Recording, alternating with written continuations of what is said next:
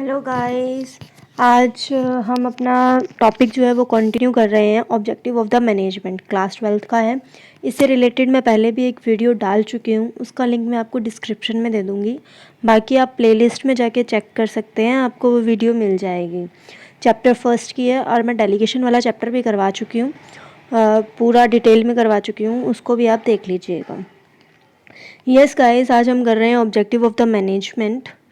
सबसे पहले हमें ये पता होना चाहिए कि ऑब्जेक्टिव क्या होता है। ऑब्जेक्टिव होता है something we want to achieve, जो हम अचीव करना चाहते हैं, दैट्स ऑब्जेक्टिव। उसे क्या बोलते हैं? ऑब्जेक्टिव। अब ऑब्जेक्टिव जो होता है ना, वो हर एक का होता है, ऑर्गेनाइजेशन का होता है, फर्म का होता है, हर एक चीज़ का ऑब्जेक्टिव होता है। किसी न किसी बेस पे कोई चीज़ खड़ी होती है। तो आज हम ऑब्जेक्टिव ऑफ द मैनेजमेंट पढ़ेंगे कि मैनेजमेंट का क्या ऑब्जेक्टिव होता है। ओके गाइस, सबसे पहले गाइस, अगर आप इस चैनल पे नए हो तो इस चैनल को सब्सक्राइब कर दीजिए और बेल आइकन को भी प्रेस कर दीजिए ताकि मेरी न्यू वीडियोस की नोटिफिकेशन आप तक जाती रहे। Thank you guys. Firstly, objective of management होता क्या है? Any organisation, there are different objective and management has to achieve all the objective in an effective and efficient way. हर एक ऑर्गेनाइजेशन का डिफरेंट ऑब्जेक्टिव्स होते हैं और मैनेजमेंट जो होती है वो हेल्प करती है अचीव करने में इन ऑब्जेक्टिव को एफिशिएंटली और इफ़ेक्टिवली, मतलब अंडर द टाइम या फिर टाइम लिमिट में और लिमिटेड कॉस्ट में इन ऑब्जेक्टिव को अचीव करने में हेल्प करती है। These objective of the management can classified into 3 categories. ये जो ऑब्जेक्टिव है मैनेजमेंट के, उन्हें 3 कैटेगरीज में डिवाइड किया गया है। First one is organisational objective, second one is social objective, third one is personal objective. Okay, मैं पहले पेन चेंज कर लेती हूँ। Yes guys, organisational objective, social objective और पर्सनल ऑब्जेक्टिव। अब हम इन्हीं को ही वन बाय वन पढ़ेंगे। ओके, स्टार्ट करते हैं। ऑर्गेनाइजेशनल ऑब्जेक्टिव कौन कौन से होते हैं? Management is responsible for setting and achieving objective for the organisation. Management ही होती है जो एक ऑर्गेनाइजेशन का ऑब्जेक्टिव सेट करती है ना, और उन ऑब्जेक्टिव्स को अचीव करने के लिए स्ट्रगल करती है। साथ में उन ऑब्जेक्टिव को अचीव करने के लिए कुछ ऐसे पीपल्स को रखती है या फिर कुछ ऐसी एक्टिविटीज़ करती है जिससे उनके ऑब्जेक्टिव जो हैं वो अचीव हो जाएं। The main objective of any organization should be utilize human and material resources। Main objective क्या होता है किसी भी ऑर्गेनाइजेशन का कि उसका ह्यूमन और उनके रिसोर्सेज जो हैं वो मैक्सिमम यूटिलाइज होते रहें ताकि वो अपने इकोनॉमिक ऑब्जेक्टिव्स को फुलफ़िल कर सकें। इकोनॉमिक ऑब्जेक्टिव्स के अंदर क्या क्या इंक्लूड होता है? इकोनॉमिक ऑब्जेक्टिव्स के अंदर इंक्लूड होता है survival, profit and growth. Okay, survival, profit and growth. अब नॉर्मल सी चीज़ है, एक ऑर्गेनाइजेशन है उसका ऑब्जेक्टिव है सरवाइव करना, कि वो लॉन्ग टाइम तक सरवाइव करे, प्रॉफिट गेन करे अच्छा, और ग्रोथ करे, है ना। अब इसको मैनेजमेंट से कैसे कनेक्ट करता है? मैनेजमेंट किसकी होती है? ऑर्गेनाइजेशन की होती है। तो मैनेजमेंट उन ऑब्जेक्टिव्स को अचीव करने में हेल्प करती है। कैसे करती है? Survival. Every organization want to survive for long. हर ऑर्गेनाइजेशन चाहता है कि वो लंबे टाइम के लिए सर्वाइव करे। और मैनेजमेंट क्या करती है? Management by taking positive decisions, वो पॉजिटिव डिसीजन लेती है और डिफरेंट एक्टिविटी करती है और ये इंश्योर करती है कि बिजनेस लॉन्ग टाइम तक सर्वाइव करे। तो मैनेजमेंट का और जो हमारी ऑर्गेनाइजेशन है उनके ऑब्जेक्टिव्स सेम होते हैं। Profit plays an important role or significant role in facing the business hazards and the successful running of the business activities। जैसा कि हमें पता है कि प्रॉफिट एक ऐसी हमारी पूंजी होती है जो कि हमें डिफरेंट टाइम्स में यूज़ करनी होती है। डिफरेंट टाइप्स में हम उसको यूज़ कर सकते हैं, है ना। और डिफरेंट हज़ार्ड्स आ जाते हैं हमारे बिज़नेस पे। बहुत बूम आ जाता है, कभी क्या आ जाता है, कभी बहुत ज़्यादा मंदा आ जाता है। ऐसा ही होता है ना कि कभी बूम आ जाता है और कभी बहुत ज़्यादा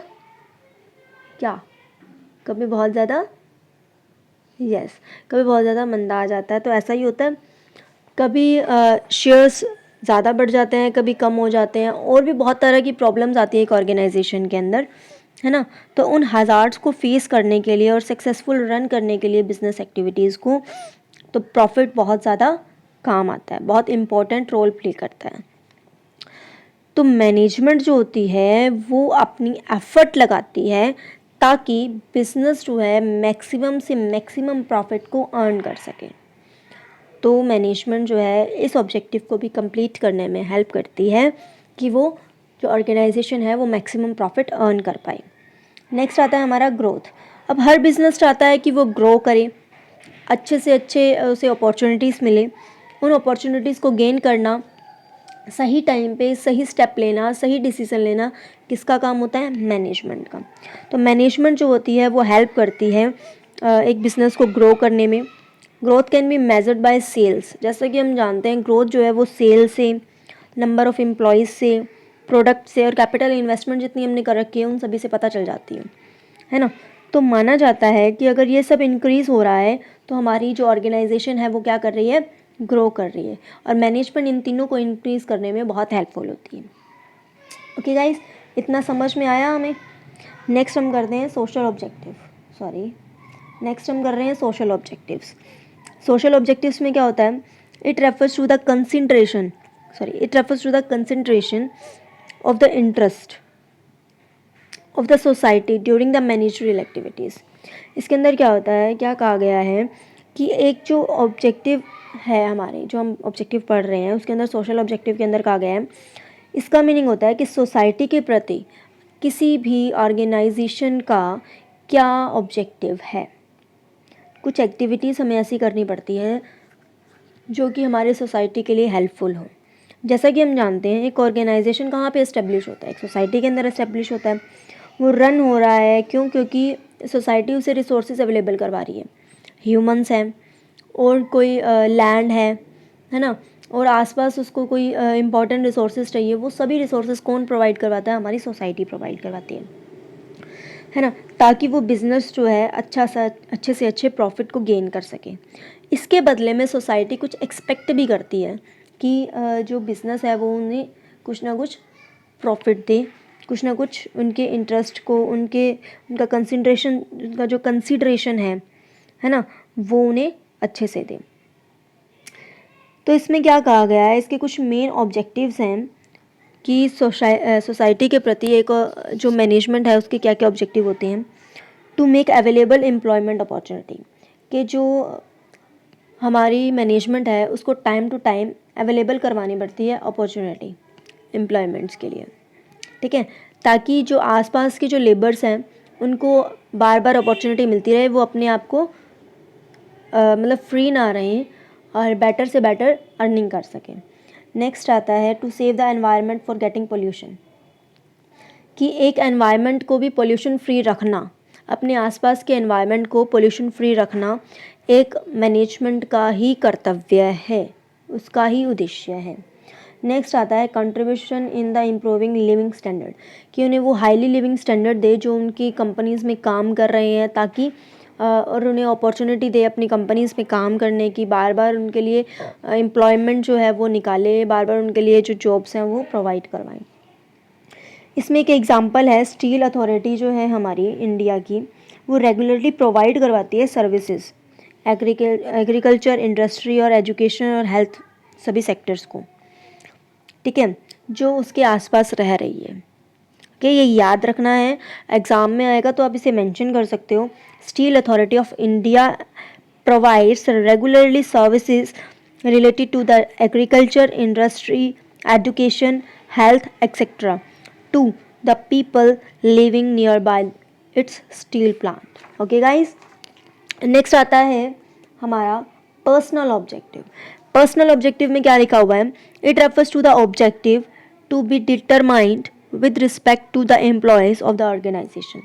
एक ऑर्गेनाइजेशन का अपनी एम्प्लॉयज़ के प्रति जो ऑब्जेक्टिव होता है, जो उद्देश्य होता है, उसे बोला जाता है पर्सनल ऑब्जेक्टिव। इसको इंडिविजुअल ऑब्जेक्टिव के नाम से भी जाना जाता है। जैसा कि हम जानते हैं जो हमारा एक एम्प्लॉय है वो हमारा प्रूडेंट और सेंसिटिव रिसोर्स है। प्रूडेंट होता है बुद्धिमान, जिसके बेस पे हम सारा काम करते हैं, और सेंसिटिव रिसोर्स है जो कि कभी भी आ सकता है, कभी भी जा सकता है, बहुत नाजुक होती है ये चीज़, है ना। ऐसा ही होता है, कंपनी को सबसे ज़्यादा डर यही होता है कि जो हमारे एम्प्लॉयज़ हैं जिनको हम ट्रेनिंग दे चुके हैं वो यहाँ से चले ना जाएं, है ना। ऑर्गेनाइजेशन को यही होता है ना, तो वो हमारे क्या होते हैं, बुद्धिमान रिसोर्सेज होते हैं, जिनसे हम अपने सारे फैक्टर्स को यूज़ कर सकते हैं और अच्छे से यूटिलाइज़ कर सकते हैं। और इसीलिए ही कहा गया है, it is highly imperative to take care of the feeling of the employees. ये बहुत ज़्यादा ज़रूरी है कि हम एम्प्लॉयज़ की जो फीलिंग्स है उनको ध्यान में रखें, है ना, और उनको महत्व दें, उनको इम्पोर्टेंस दें। It is an undoubtable fact that the satisfaction of employees means rapid progress of the company. किसी भी कंपनी की प्रोग्रेस के पीछे उनके एम्प्लॉय की सेटिस्फेक्शन ही होती है। अगर कोई एम्प्लॉय सेटिस्फाई होगा तभी वो अपनी ऑर्गेनाइजेशन के लिए द बेस्ट वर्क कर सकेगा और अपना जो है 100% उस ऑर्गेनाइजेशन को दे सकेगा। इसलिए कुछ मेन ऑब्जेक्टिव्स हैं जो मैनेजमेंट के एम्प्लॉयज़ के लिए होने चाहिए। To give the deserving remuneration, वो उन्हें डिज़र्विंग रेमुनरेशन दें। To provide good working environment, उन्हें गुड वर्किंग एनवायरनमेंट प्रोवाइड करवाएं। To provide a share in profit, और उनके प्रॉफिट का जो शेयर है उन्हें दें। ओके, टाइम टू टाइम उन्हें ये सब कुछ देते रहें। तो ओके गाइस, हमने क्या क्या पढ़ा?